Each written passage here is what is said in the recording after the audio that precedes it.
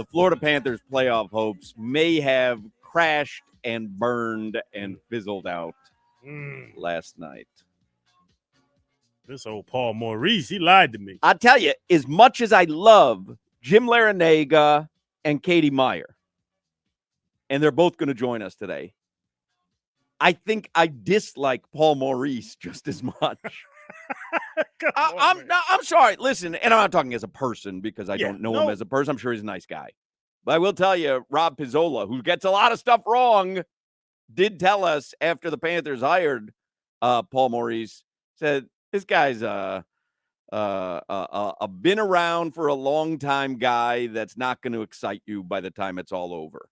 And man, I don't get it. Listen, you can argue that they won the Matthew Tkachuk, Jonathan Huberdeau, Uyghur trade. Yeah. But I don't get it.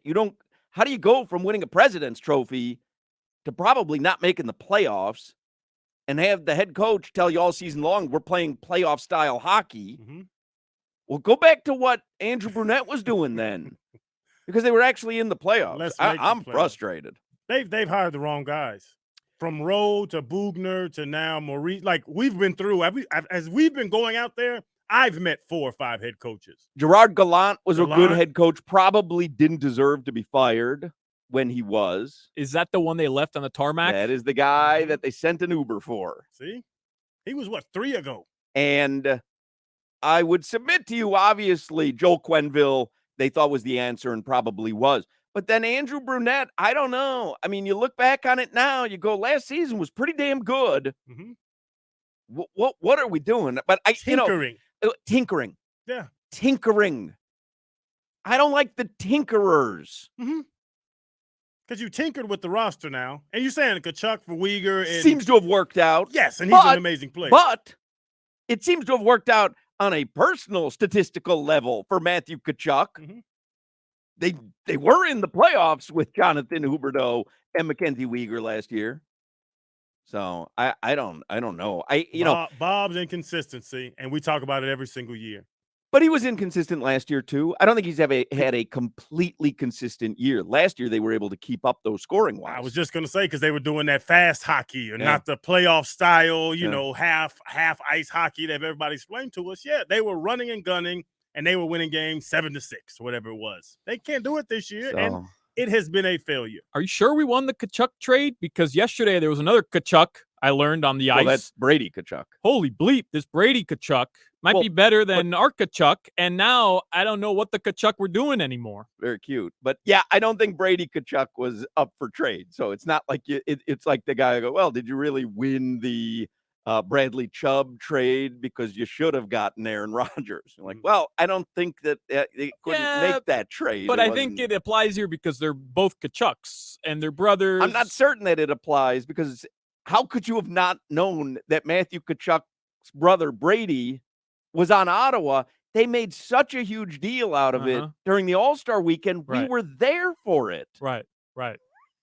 Well, I want to trade Matthew Tkachuk for Brady Tkachuk because Matthew Tkachuk yesterday, 5 shots on goal, 0 points, and Brady Tkachuk, who appears to be the better Tkachuk after last night. Again, I haven't watched him ever. I didn't know he existed until last night. I would like to trade you for Marcos. 3 shots on goals, 3 shots on goal, 2 points, a goal, and an assist. 3 shots on goals. That explains it. He was getting to shoot at 2 goals while everyone else was shooting multiple at just goals. 1. Man, I could score 60 Of course games. they scored. Anyway. I want to talk to Mrs. Tkachuk and see what she did to these 2 young men. They had the father on TV last night during the broadcast. Big old dude. Oh, Mr. Tkachuk. Big old fella. Yes, you big Tkachuk fan, I see. I asked TJ Watt about his upbringing because TJ and JJ are both all pros, defensive player of the year. I thought there was going to be some insight. You know what he said?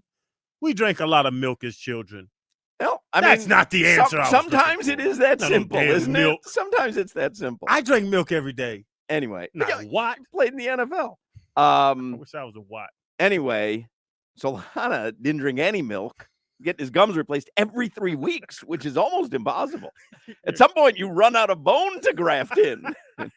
Let's get headlines. We have a loaded potato for you today. So Coach Jim Larinaga, very busy, by the way, is going to join us this hour.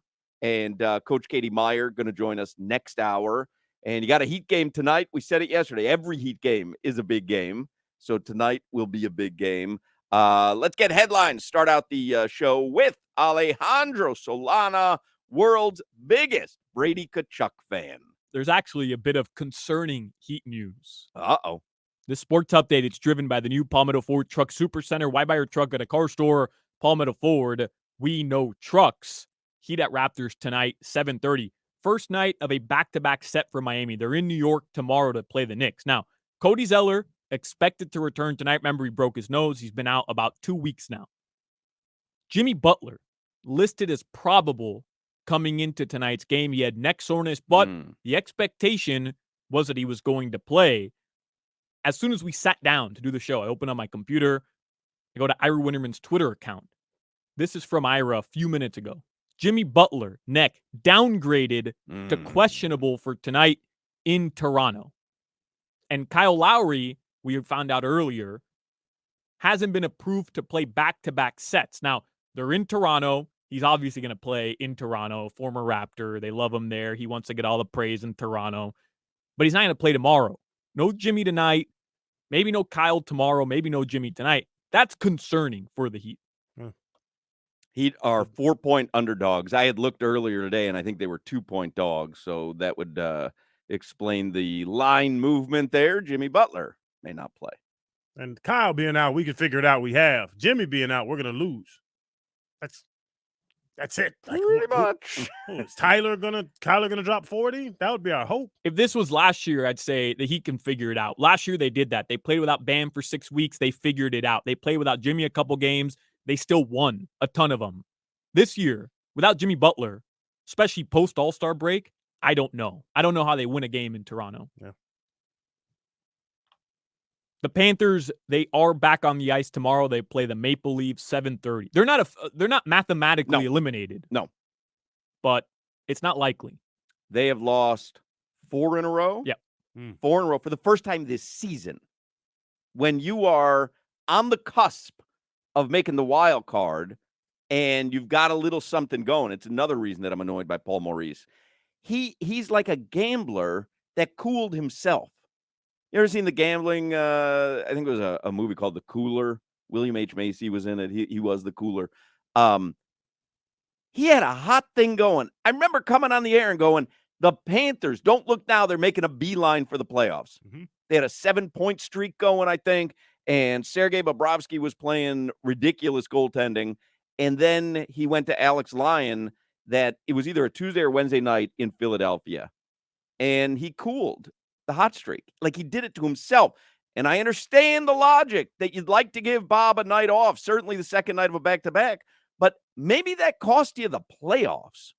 Now that's a problem. So, like, was it worth it? I like that. To me is a coach's decision. Unless Sergei Bobrovsky went to him and said, I cannot play. I physically cannot play. I have played too many games. We played last night. I physically cannot play. That's one thing. But if he said, hey, I got to give my guy a little rest, I got to give Alex Lyon a little playing time, and that cost them the playoffs because it just kind of ruined the momentum that they had going, man, another reason to be annoyed. Oh, yeah, and you're talking about the player saying that. I don't see a player saying that.